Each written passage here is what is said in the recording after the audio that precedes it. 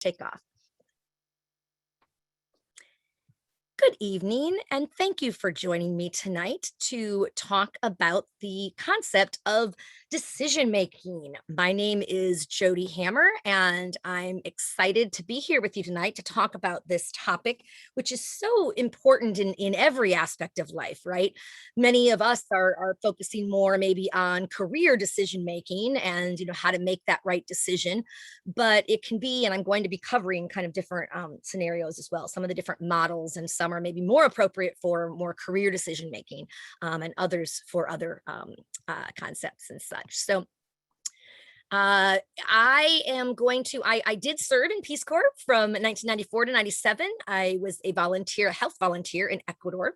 And so it's just great to be here with you tonight and talking about this topic. So to really kick us off, I just want each of you to kind of look at this graphic that we're starting with on decision making. How many of you can relate to that graphic?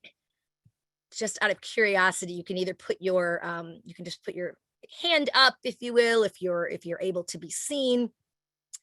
It's a graphic that I think, yeah, Fred, I see your hand right there, exactly. It's definitely the feeling that a lot of people have, right? When making a decision, it's not an easy process to make a decision, and there's a lot that goes into it, right? And I know I myself sometimes feel like I'm hitting walls, and I think this graphic is just so spot on, the kind of little maze, if you will, right? And you just keep hitting those walls or turning around and maybe backstepping a little, learning from the mistake that you made, and then applying your learnings to the next, whether it's a job or decision or endeavor, and then kind of going from there. And I think my point in sharing this as well is I want people to understand that decision making is something that it's not going to be 100%, right? There's going to be mistakes, right? For many different reasons you're going to make mistakes. That's a part of the condition of humans, is to err is human, right? So we are all going to make mistakes at one point or another, or many points in our lives, and hopefully we will learn from them and then be able to apply that learning and really go further in that regard. Now, one of the things that I asked you to do when we were just leading up to starting was to take a look at some of the definitions of how would you define decision making. And so Joshua, this is nice, determining your own preferences, the options available, and which options best align with your preferences, then consciously choosing the best aligned. Great. That's excellent. You hit on so many of those key points, right? And you are unique. What's right for one is not necessarily right for another. So it's a very unique decision. No one can really make that for you, or they shouldn't make that for you. It should be you. So great. Let's just see. Penny says making a conscious choice about something rather than just letting whatever will happen on its own. Exactly. Not just doing, oh, fate, whatever will, whatever the future holds. I'm just a pawn in this game called life, and letting things happen to you, but rather taking control of that. And we're going to talk about various ways that you can do that, and making a concerted effort to make the best decision based on XYZ. And there's various models that we're going to actually talk about. So good. Ronnie, decision making involves going forward in spite of ambiguity. Yes. And that's a great point, Ronnie. At some point, you have to move forward, right? You can't just stay in that sphere of, okay, the pros, the cons, the advantages, the disadvantages. At some point, you need to just jump off, right? And make the best decision based on the facts that you have. Yeah, that you just can't avoid it, right? You need to do that. Otherwise, you're just going to be caught in that ambiguity, right? And probably not be very happy. Great. Fred, we already said, I think. No, we didn't. I'm sorry. Fred, gathering information, weighing choices, choose, and then act. Exactly. Y'all have a pretty good insight in here. Let's see if there's anything else that came out that I'm missing. Choosing between one or more options about how to move forward in a given scenario. Thank you, Seth. Exactly. It's choice by nature means there's at least two alternatives, right? And so you're choosing between those alternatives. It could be 2 alternatives, 3, 4, it could be very many. And the more there are, the more complicated it can get, right? So absolutely, those are great. Okay, wonderful. And Danielle shared our YouTube station online where you can see our different webinars and such. And we have some more. Great. This is a great group, talkative. I love it. I love it. This is what I want is people to be sharing in the chat box so that it's more of a dialogue. I think that's really important as well. Jennifer, thank you. Making choices and taking actions based on values. And again, a really, really key component that you brought out, values. It all comes down to, right, your core values. What value what do you value? And how are you going to either find a job, a career that aligns with your values, because that's going to give you the most satisfaction and be the best bet for fulfillment, versus being in a career that you're not aligned with at all. Then it's obviously not going to be a great choice. But outside of the career realm, right? If it's deciding where to go to graduate school or where to move, right? What a big one, right? Where to retire. For those of you who are close to or on the precipitous of retiring, where should you retire? All of those, they're huge decisions. And you really do need to weigh in those different the factors and make the best decision. So we're going to go through, like I said, various models. So great. So let's go ahead and talk about defining decision making. You all were really defining it. You did a great job. And the one that I came up with here that I put in was just one that I had found online that I think covers a lot of it. Right? It's your decision making is ultimately you choosing, and there is a judgmental process, right? You're judging which of these various alternatives, 2 or more, that you want to pursue or you want to do or you want to take action on.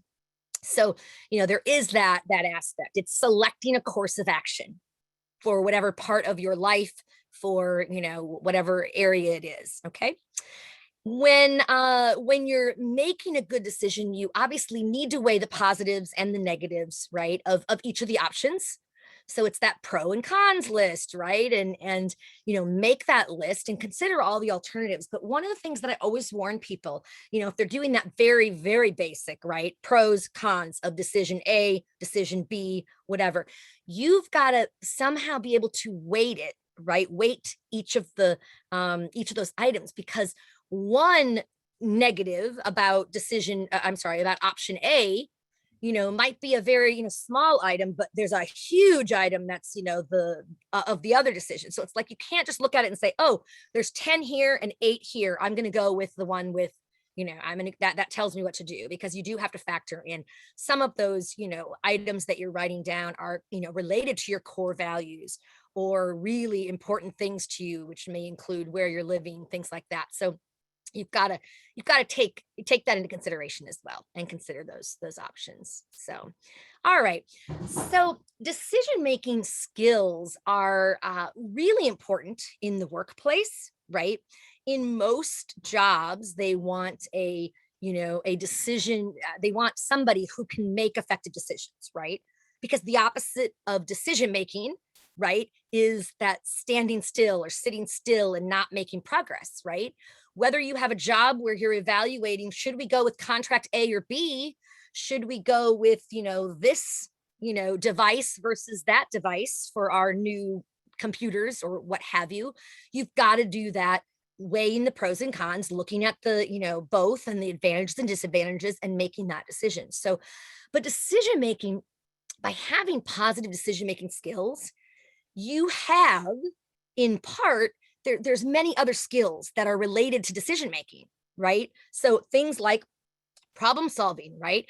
If you are a good decision maker, you're probably a pretty good problem solver, right? Looking at those, options, making a logical decision, right? It may be data driven. It may be, there's lots of different ways that you can do this, right? And companies put into play many different types as well, right? Corporations may have more one style of decision, making, and there's many other styles. And I'm going to ask you for your input as we go along as well on some of the ones that you've heard about and how they work.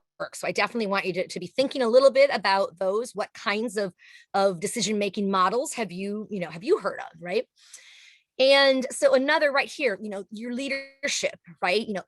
A strong leader is going to have good decision making skills, right? They're going to be able to make the decision for their team, with their team, ideally, in conjunction with, but sometimes having to make a decision for the company or whatnot, but doing that in a logical way where it's not going to make people feel, unheard, or that it was just a rash decision, right? Reasoning skills, if you're, again, decision making, reasoning skills go into that. So these are all types of skills, right? Teamwork, a lot of times when you're doing it in a team, a lot of times you're making the decision in a team, which is a totally different scenario many times, right? Because it's very different. You've got to be listening to other people. There's going to be different takes on things. There's going to be different, maybe people want to do different, they want different outcomes. So you've got to compromise. You've got to go through and figure out how are you going to make that decision. So that's a whole totally different ball game. And then there's the individual ones where it's you in control, where you're making a decision for your personal or your professional life, like a job search or, where to live or any of those kinds of things. Okay. So we did a session recently on emotional intelligence, and I'd urge you to take a look at that if you're interested on our site, on our YouTube, Global Reentry YouTube channel. We are in the process of updating that a bit, and we're kind of reorganizing some things. So if you don't get in right away, there you just check back, but you can try it certainly right now as well. And yeah, so we'll be there's a couple of the sessions that we're waiting to put up as well because of that. So yeah, so check those out. And then, time management. Yep. I mean, you've got to be able to manage your time. You've got a deadline, you've got a decision, you've got 1 week, or you've got 2 days, or sometimes less, and, figuring out that as well. So all of those kinds of skills are the skills that employers are looking for, right? When you're looking at the required skills, when, you're looking at job vacancies, right? Vacancy announcements, how often aren't these kinds of items, skills coming out that they say they want? It's very common. Absolutely. So let's see. And Jennifer put here, was this the making choices and taking actions based on values, facts? Yep. We said that earlier. Yep. And then Nathaniel added, getting information and making a decision to act based on that information. Great. So gathering the information, and then analyzing sometimes and evaluating and looking at what does that information mean, right? Processing it, if you will, and then making that decision based on that information, making the best decision at that time, right? Great. And knowing that if you don't make the right decision, maybe you make the decision you feel is right, and you get into it and you feel like, I don't know that this is really, it just doesn't feel right. Oftentimes you can kind of go back and say, okay, let's reassess. Let me look at maybe, another alternative, and doing that certainly when you're doing your own, right? When it's your individual stuff, you can do that. So great. I want to share with you, I mean, this session tonight is more than just career decision making, but many of you who are on here are part of our pre-boot camp, and that's in preparation for the mid-career relaunch boot camp that's starting next Thursday, the 15th. And so there are folks that are in the pre-boot camp, and those are the folks that aren't sure what they really want to do yet. So we had one session last Thursday, and we have another session this Thursday, kind of working on that and helping them in that regard. So I wanted to show you, like, in a decision-making model, right? The art of, career decision-making. And I have this slide that I actually included in another webinar recently. So a few of you may have seen that, but you look at, right, you need to assess your interests, your skills, attributes, right? Your values. What do you bring, right? What do you have that makes you an excellent candidate for whatever job you're going for, right? So, maybe you have the appropriate, master's, or, or experience in, project management, or whatever it is that you have, the things going for you. Those can be your natural skills or things you've been trained in, right? And then, your values, is it aligned with your value, right? So you look at all of those things, and that's the basis of it. which is true for most of the models, right? You're looking, many times, I mean, you're looking more at, okay, what do I bring to this when it's an individual one and you're making the decision, right? So, and that feeds into then, researching your fields of interest, right? Which of course in the boot camp, we're going to be, going over that with you on like the best ways you can do that and utilize Dr. Rhonda Anstead's, My Career Design Studio, which you get 4 months of free access to. Everyone does, all RPCVs do. So you can certainly tap into that as well. And that kind of walks you through a lot of this as well in a great way. And then, after you've researched, at a certain point, you've got to really then focus, your goals and okay, so, what are my goals and which of these opportunities, right? Or maybe paths, because you're maybe thinking of a couple different types of jobs. Oftentimes people are not looking for just one type of job. They might have a few different interests and they think, okay, I'm going to look for, X and Y types of positions. So that's fine. You can certainly have a couple different ones that you're pursuing. And in a tough job economy, it's actually really uh, advantageous to do so. It's recommended to do so because, you need to be a little more flexible maybe, right? So, and I do want to mention as well on a note that, sometimes in a tough, economy and we are in a tough economy, we know that, it's people feel like, oh, well, I have to do, there's nothing out there that I want, right? And it may be true that there's not your exact what you would want to do as your next step. Then you need to back up a little bit and think about, okay, so if my long-term goal is to get into marketing communications, right? And as a social media, something, whatever, that as a title, maybe I try to go for, and there aren't any positions right now, let's just say that seem to be coming up for me and where I live and what I want in that area. I might need to take a step back and reflect and say, okay, so what kinds of skills are they really looking for in that job that right now doesn't exist so much right around for me? And then look at opportunities that would help you to refine those skills so that you can be the best qualified person when those opportunities come available. And it might mean that you take another job that isn't your like plan A, what you really wanted to do, but it's going to give you access to and an opportunity to get skills and experience. And I'll give you an example of this in terms of like marketing media. Maybe you want to get into the government and work in marketing media, their comms department, something like that, but there just aren't a lot of opportunities. You might consider a nonprofit. And maybe if it's not even a communications position, many times the smaller the agency, the more the different people in that agency, in that organization, nonprofit, will have the opportunity to contribute to XYZ. I know I took a job using my Spanish skills with an organization that served the immigrant population, Spanish speaking immigrant population of Northern Virginia. And I loved it. And it was great. And we had funding issues. And so the other director, there was another position, another department. I was overseeing the social services area and such, and client work. And then the other person the position was eliminated. So I inherited the adult education and youth development program, which was a lot, admittedly. But what was great is it gave me experience in multiple different, multiple areas. And that was something that I could use in my storytelling when I do have an interview and I talk about an example of when I, proved the ability to whatever, manage multiple, tasks, things like that, right? But it gave me some of the experiences that long term then served me, right? Like they knew that I was a strong writer and I've loved to write.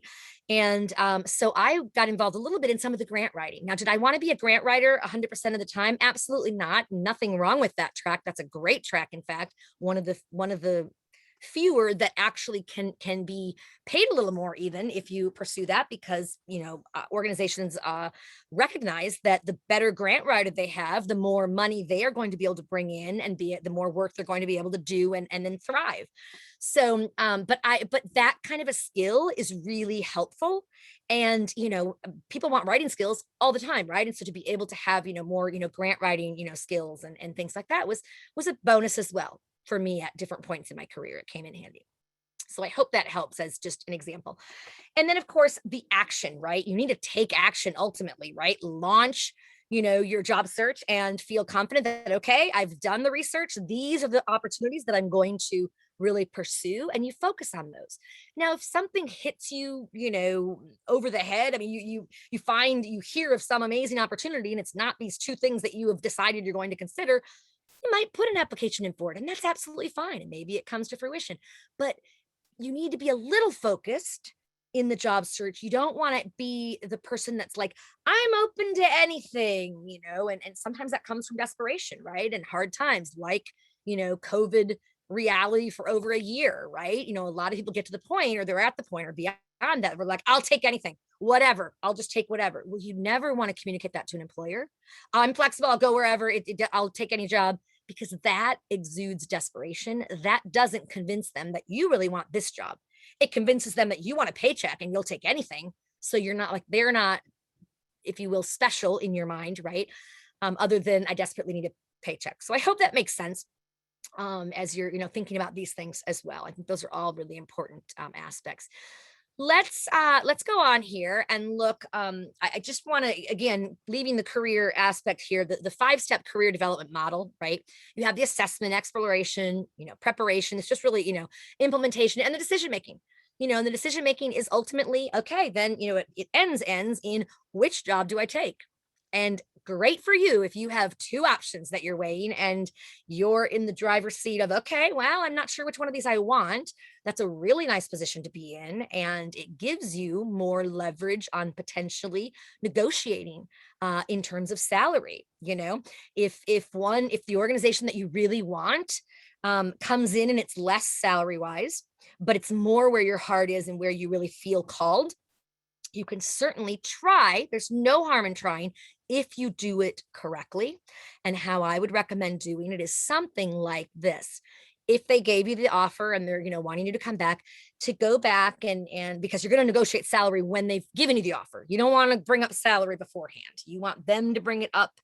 And ideally you want to, if you don't know what the salary would be at all, and they bring up and they say, what are you looking for in a salary? You want to make sure to come back with something like, I'm looking for a salary that's commensurate with my master's in da, da, da, da, and 15 years of proven experience in blah, blah, blah. Right. I'm happy to discuss negotiables upon learning more about your projected range, something like that. Right. But if you have that second job, then that you have that second offer, right, you could certainly come back, say they come back and they, you're negotiating and they're still a little bit, lower, whatever. And you just would love to, try one more, time. You could certainly say, I'm really in a difficult position because I absolutely love this organization. And this is where my heart, or something like, I really feel called to help in this way. You don't want, I guess, go overboard, but to help in this way. And I really feel called to this position, but I do have another opportunity that is offering $10,000 more, based on, my experience and blah, blah, blah, blah, whatever. And to say, and I'm wondering what, if any flexibility you have with regard to the salary based on my 15 years of proven experience, da, da, da, whatever, like, again, clinch it with that, like why you deserve more. Right. And you never know. They could certainly, oftentimes their initial salary is not their highest. Many, many times they have some wiggle room, but they're going to go low because a lot of people, guess what? They don't even negotiate. They'll just take it. I always say there's nothing wrong with negotiating unless they're offering you an amount that is so over the top and like way more, twice as much as you earned anywhere else. Well, then you might not want to like rock the boat, right? And just be like, sure, that sounds acceptable. Thanks so much, whatever. But oftentimes they can go up, and that has a serious impact, not only in how much you're earning, but on initially, but future earnings, right? Because your promotions and your, bonuses are generally a percentage of your salary. So when somebody undersells themselves, initially in a salary, that can have ramifications for so much time, so long. So I just want to share that as well. It's an area that I think is important. Take a moment just to look at this this little graphic here, just the decision-making infographic. This is by Balanced Careers. I love them. You'll see their little logo in the bottom. I really like this group. They have great infographics and they have really good information. I love, a lot of times if I'm looking for information on a topic, I'll put in whatever the topic is, decision-making, models, and then I'll just put in balanced career, or the Muse. That's my other favorite one, but there's a lot of good sources. But this, I just like this, where it's, you're talking about really defining the problem or the challenge or the opportunity, right? Thinking about, what is that, right? So then looking at, okay, so these are the solutions. These are possible solutions. So alternatives, generating alternatives, right? And then, evaluating the cost, the costs and the benefits, the pros, the cons, however you look at that, right? Associated, excuse me, with each of the options, so that you have it, and writing it out, like get it on paper. I'm a very visual person. So, even just handwriting it, right? Something about that. I mean, you could certainly use programs to be able to do a, nice online one that look very nice, but it just depends on what works for you, right? And then from there, okay, so, the pros and cons, like you're going to be doing, the research and such too of, like, okay, what are the pros and cons? What are the, that type of thing. And then selecting a solution, right? Or a response, and selecting, okay, this is what I'm going to do, right? So if it's a job search, it might be, this is what I'm going to pursue. These, two types of jobs are going to be my priorities. Or I have two offers already, right? And then, weighing the options and going with the one that feels, right to you when you evaluate it. So, and then after the fact, I mean, this one's kind of funny with the money, in the air and such. He's now this, I don't know, successful business person or whatever, right? But assessing the impact of that decision, right? And maybe you did make a mistake. Maybe it wasn't all that you thought it would be. And so, just modifying your course. It's your career is not a set one thing throughout your life. It's going to change many, many times in your, over the course of your life. Most probably it does for most people these days. It's not like, our grandparents, where they had one career or one job, even with one company their entire life. So it's clearly not that anymore. So let's go on and look at some other decision-making models, right? The one on the left, the tree, this is a very simplified type of a version, right? Which I think can be helpful sometimes in just, if you feel overwhelmed and you feel like there's just so much, going on, whatever, just that, this just really allows you to evaluate the positive and the negative consequences of alternatives 1, 2, and 3, which are the tree root coming up, and then the positive consequences, negative consequences of each of those decisions, right? 1, 2, 3, and then making your decision. This is one that can be used in schools, we'll use this oftentimes, middle schools, high schools, that kind of thing, when they're kind of trying to teach, decision making. There's another one over here where, again, it's similar, right? That circular, identifying the problem, and then, taking action, eventually, right? You're researching, you're doing you're evaluating the alternatives, you're choosing the best alternative and taking that action. That's that last step of just really, taking it and then evaluating it. It's that whole, it can go around again too, evaluate it. If it was a good decision, great. You're in it. You're happy. You're feeling fulfilled. That's wonderful. Okay. So great. I want to actually ask if there's any questions at this point, before we're going to go and talk a little bit about the mind map decision-making model. And I'm wondering if anyone has experience using the mind map decision-making model. If you have, just jot it in the chat box. I would love to hear your experience. Oh, great. 2 people I think had raised, was it Joshua and Racine? Were your hands up for that? Or maybe for the last thing? You're welcome to unmute yourself if you have a story to share. Joshua, was your hand up from before? I'll lower it. No, it was for another question you had asked. Okay, no problem. No problem. If anyone has experience with a decision-making mind map, go ahead and just unmute yourself now. And I'd love to just hear where you've used it. I mean, where, was it in a work environment? What was the decision like? And, how did it go?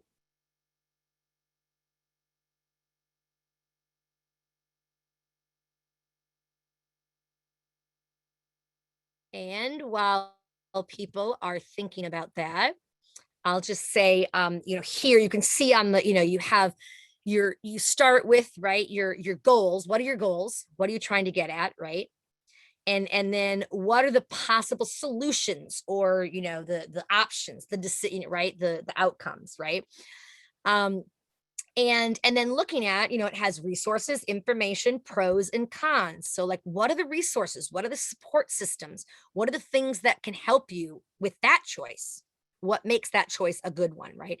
What's the information about it, the pros and the cons, like we're talking, and then doing that for each of the potential solutions, to then come up with, okay, weighing which one of these decisions makes the most sense based on this, mind map decision making, chart, and then choosing that decision and going with it, if that makes sense. Okay, someone has put, let's check the, not familiar with that model. No problem, Racine. Yeah, no, it's a lot aren't, but I would urge you to do a little bit more research. I'm going through many different alternatives for decision making, different models. And my follow-up for this will include some some resources that you can actually look at for more information. And of course, you can always do a Google search on your own too, to put, mind map, decision making model, and you can learn a lot more about it and how to use, each one of them. So great. Okay, so here we have on the upper left, right, more of a kind of data driven type of decision making is what we're talking about here, right? So, what's the, and data driven by nature, right, is going to be, it's focused very much on data and analysis, and right, I mean, looking at the numbers, and it's very popular in corporations, right, the business arena. They'll talk a lot about this in MBA programs when you're talking about companies and helping them and doing a data, type of, decision model, right? So it really, as it shows here, right, data spelled out, right, decide, what's the decision you need to make, right? So what is the decision? What's the issue? What's the problem or the challenge, or that needs to be resolved, right? And then analyzing, lots of, what analysis do I need to do? What data do I need to pull from, right? To analyze what could be the best decision for this, right? And then, the translate is more, like translating that data, right, and your requirements, that kind of thing, right, into metrics. Like, it's all about, okay, setting up these metrics to look at. Let's look at which one performs better in ABC way, right? And looking at that, and then factoring those in, and saying, okay, the data doesn't lie. That's the foundation of the data driven type of a model. And then acquiring, what data do I need to acquire, right? um for the metrics, and for the outcomes, right? And so implementing what you come up with, when you're doing that whole, the yeah, when you do all four of those steps, and it's actually from the bottom up, and yeah, from that acquire up. So here I want to also talk about very briefly, just down on the bottom, I like this graphic that I found that really talks about some tips for for data driven, decision making, right? So in businesses, so if you're talking about in your team at work, or wherever, work will be in the future, or wherever it has been, right? And talking about, looking at everything from, defining objectives, right, and gathering data, and those are all the things that you hear again and again in all these models, right? But looking at, okay, what are some of the questions that might not be, might be unresolved, right? And then, looking at, the data needed, that's needed, reevaluating, right? So revisiting it, presenting the data, like making your case. Okay, we were to determine A, B, whatever. And in looking at the data and presenting this, right? Big PowerPoints, big, all that kind of stuff, or whatever, presentations on this. And then, making, presenting the data, and making those decisions. The other thing, some of the tips, that they talk about is, you got to be reasonable, and set realistic but also measurable goals, right? In a data driven model, I mean, by nature, it's data, right? So it should be the goals that you have and the outcomes should be goal oriented or data oriented numbers, right? So that you can measure it and you can look at how you're doing. That's the whole purpose, right? Being open and flexible to evolving, right?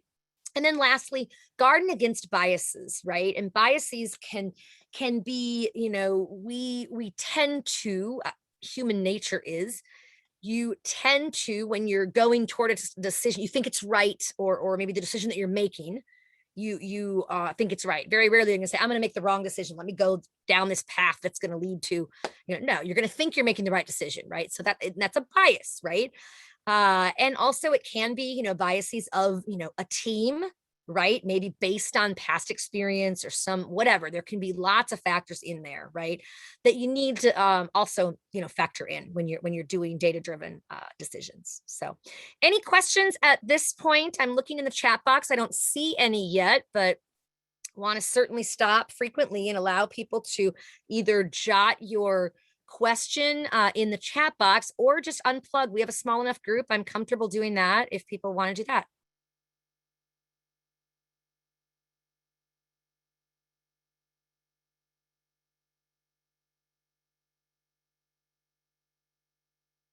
All right, I have not seen anything come in, so I'm just going to go ahead and we'll plow forward. And I have obviously opportunity for questions at the end too. So I like this. Now we're getting to the SWOT analysis, right? Which, of course, in business school and businesses in general, the SWOT analysis is where it's all at, right? And there were the like PACA, right? We had kind of our own in Peace Corps or some different ones, or maybe some people did the SWOT. But it comes down to, right, the strengths, weaknesses, opportunities, and threats, right? So I like this one because this is like a personal, somebody's individual SWOT analysis, not a business decision or but it's an individual decision that maybe is related to what they want to study or what they want to work in or things like that, right? So the strengths that they bring, if this were, related to like what kind of a job, right? That they, would want to get, right? Determining what kind of career to pursue, just as an example, because it's easy to do here. Their strengths, right? Look at the strengths: able to read and write Chinese, English. Wow, that's pretty impressive. 4 languages, right? Learning things very quickly. So a quick learner, that's a skill or an attribute of a person that's going to help.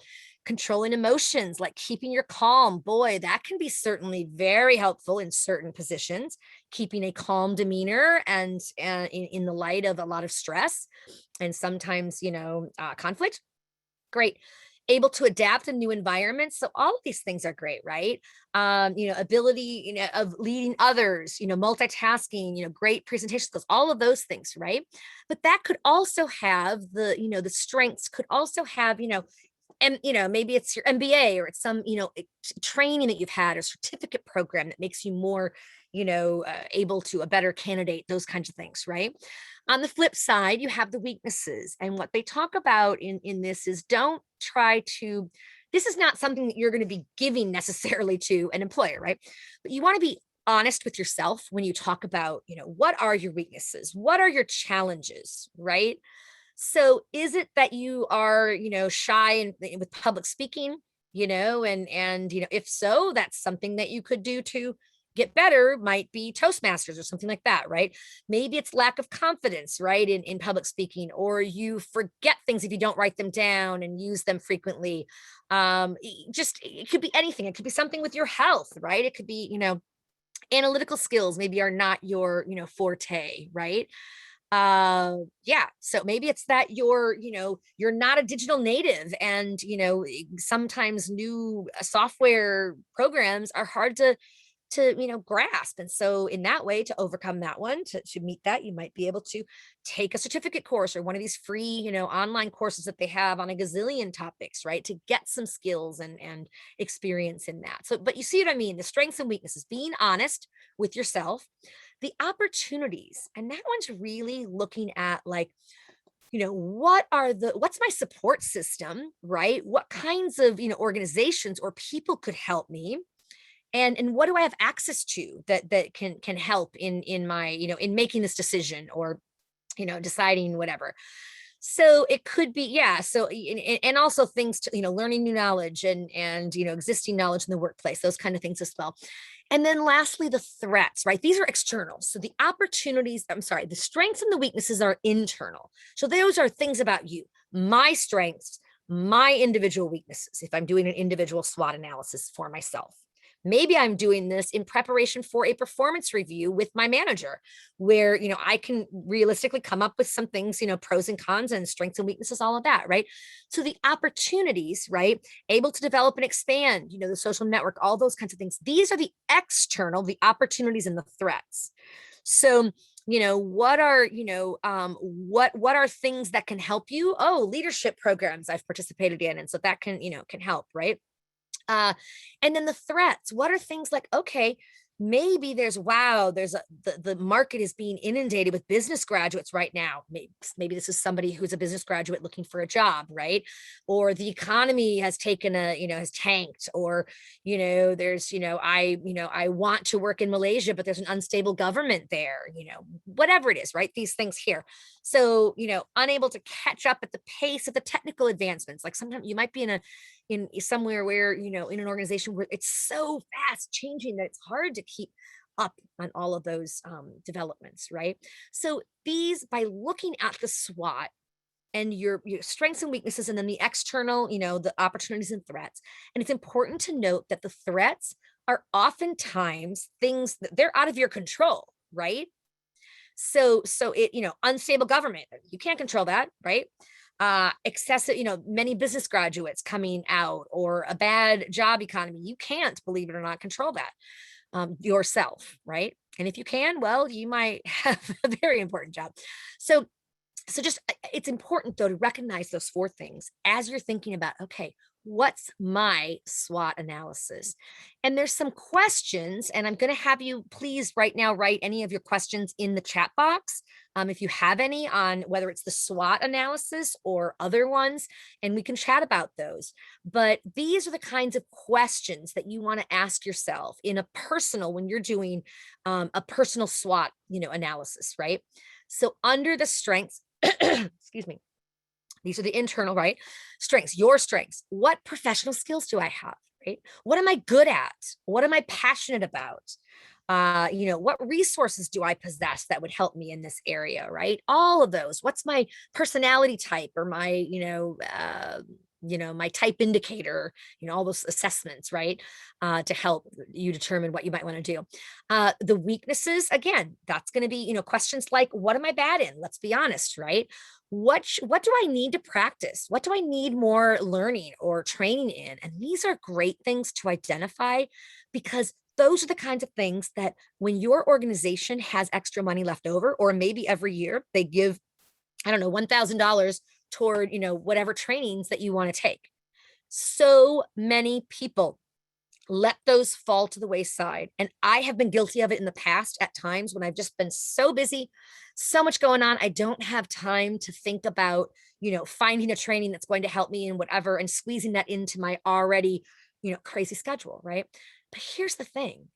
This is an opportunity for you to get better at whatever, so that you can get to that job you want to. If it's like the next stepping stone, if there's certain things that you're missing, you get to, oftentimes companies give you a lot of leeway on what you're going to be taking, right?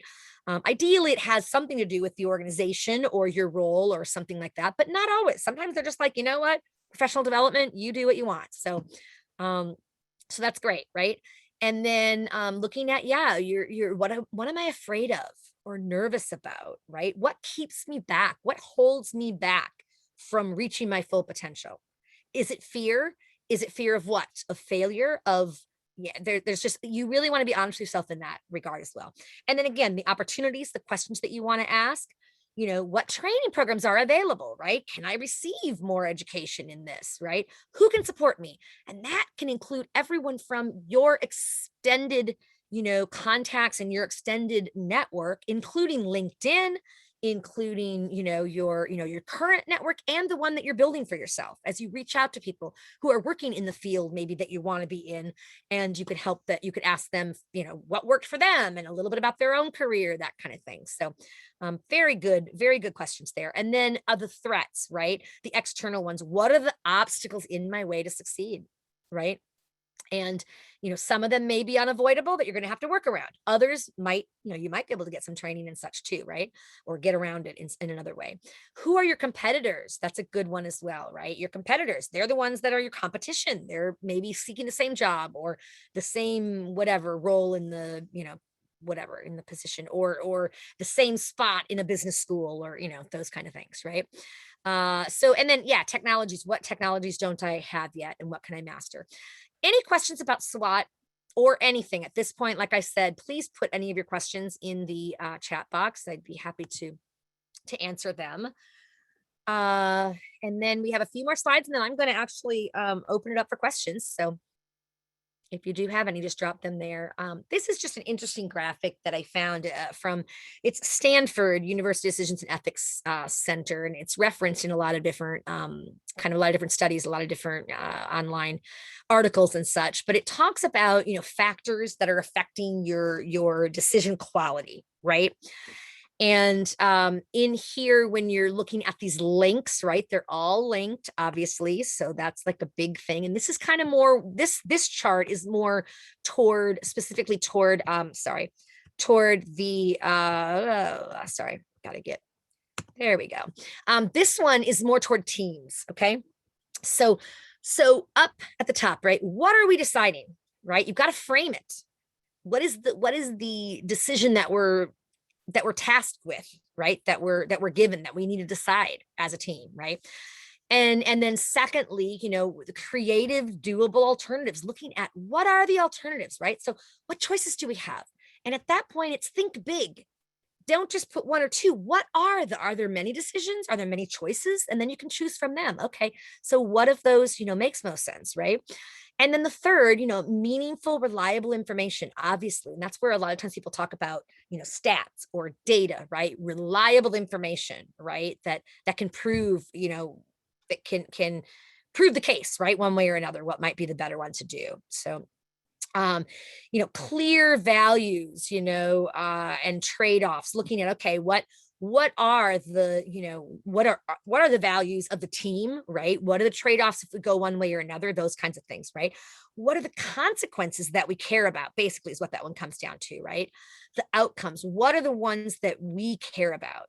And deciding that, and then looking at, okay, so logically correct reasoning. Okay, so A and B have this, C doesn't, doing the whole analysis, if you will, right? And what to think about there is really, are we thinking straight? Yeah, are we approaching this in the right way?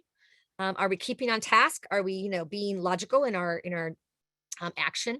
And then the commitment to follow through, right? Whatever the decision is, that commitment to, we're going to follow through on this, okay, and put it into action. And everyone needs to be in agreement on that, right? The team does need to come to a consensus, at least, right?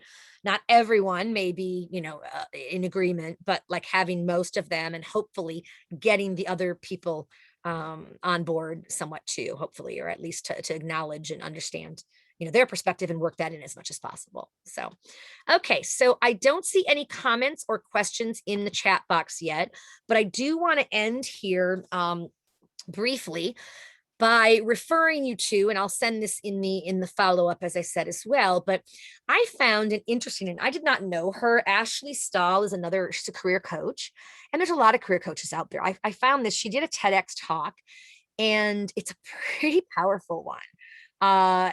Including starting, it's about, how to figure out, what you really want, and some of the steps. And I put a few of the steps, even, the steps that she talks about, doing a self-audit, follow with what feels good and engage. But this woman starts with, believe it or not, this very wow kidnapping story, and it just completely you're it's pretty, it's intense, but it really I think is powerful, and the way that it's done, it's I think very powerful. So some of her main points, and this is something, it's like 18 minutes long, right? Or okay, 19 almost. And I liked her approach when she was talking about like doing a self audit. She talked about, viewing your career as more of an experiment, right? It's not a set in stone, this is what it is, check the box, it'll never change, as I was saying earlier, right? So viewing it as more of that, and then really checking in with your body, and not undervaluing that, because your gut, your internal, like what your internal, like what your body is telling you, is very important, and equally as important as many other things. So I just always caution people, because when you don't listen to your body, you oftentimes make a mistake and then you regret it. So I loved what she talked about, and there are different ways to do this, right? But she talked about doing a joy journal, and I loved it, right? I've talked a lot in the past about doing gratitude journals and what was, something that you were most thankful for in the day. This is a twist on that. It's a joy journal. And if you're really feeling like you don't know where you want to go, and you just are really feeling at a loss, career wise or whatever, right?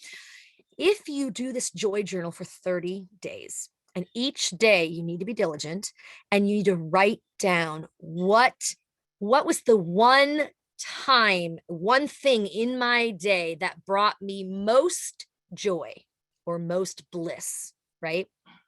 And I get it. There are days or weeks or sometimes even longer where you're feeling pretty down and out. Maybe you're not getting a lot of bliss, whatever. But do the joy journal, and what was the best of what you had, right? And so when you're done with the 30 days, she talks about how you really look for patterns. You look at like, okay, what kinds of things really brought me? What were the kinds of things that I felt most like at joy with? Like what kinds of activities, right? What kinds of like, and that can be huge, because as you pull those out, that can be really helpful on, oh, it was when I was helping others. Okay, when I was, things like that, that can really help you in thinking about the kinds of careers that might be most rewarding for you as well, right?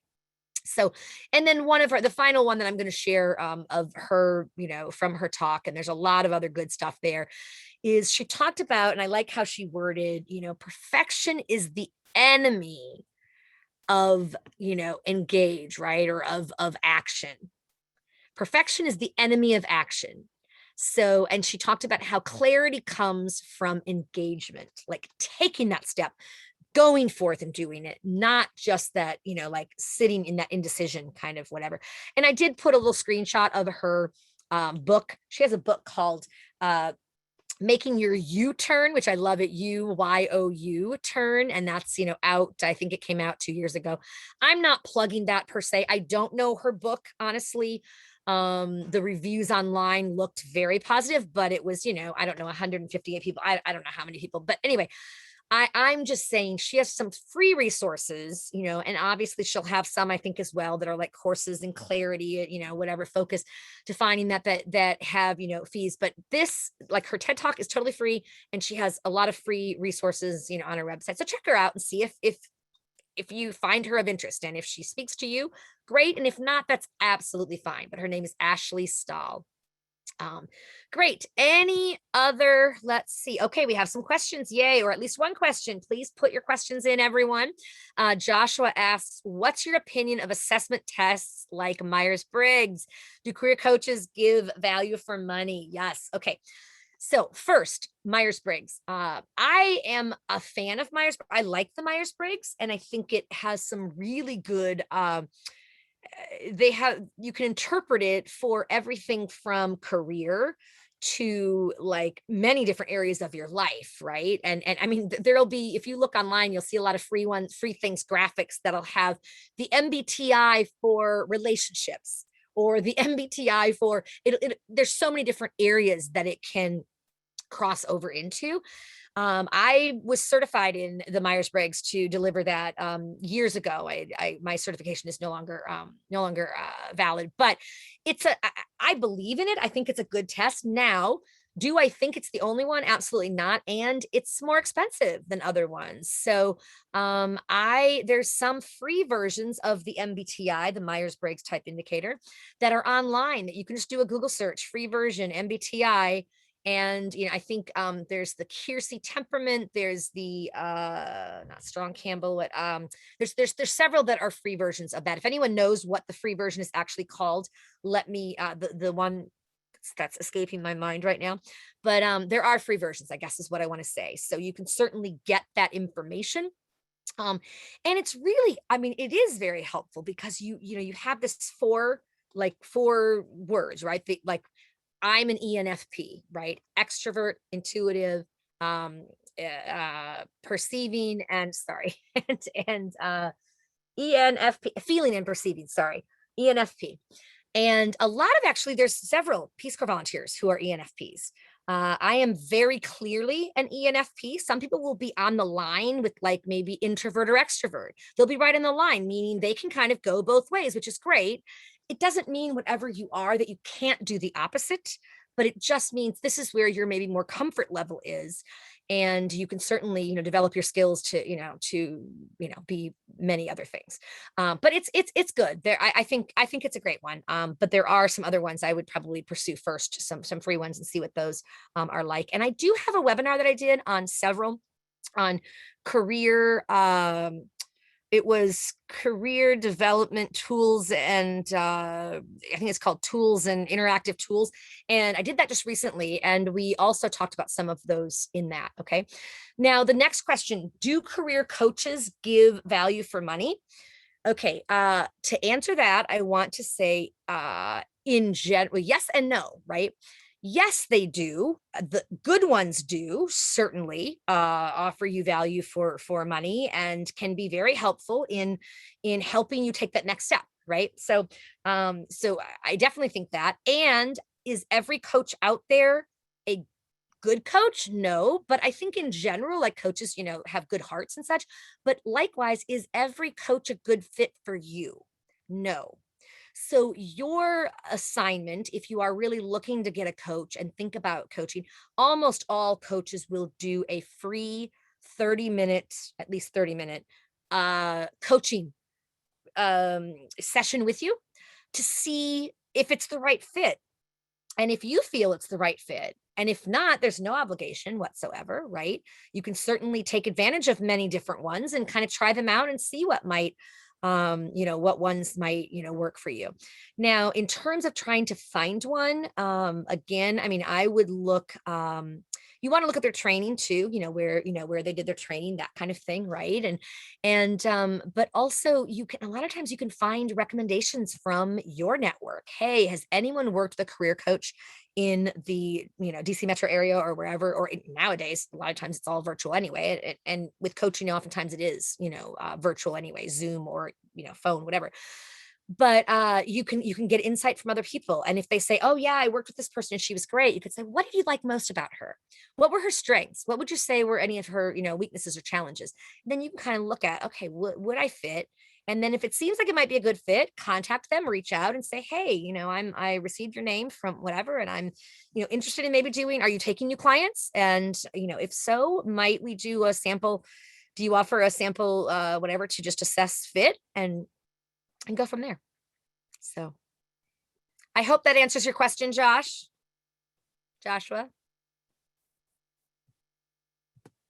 Okay, great. Anyone else? Any other questions? Oh, and we are just after the hour. My goodness.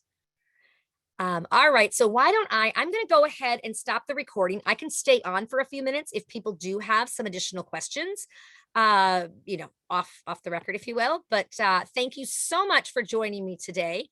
And let me know if you have any questions. Thanks. Bye-bye.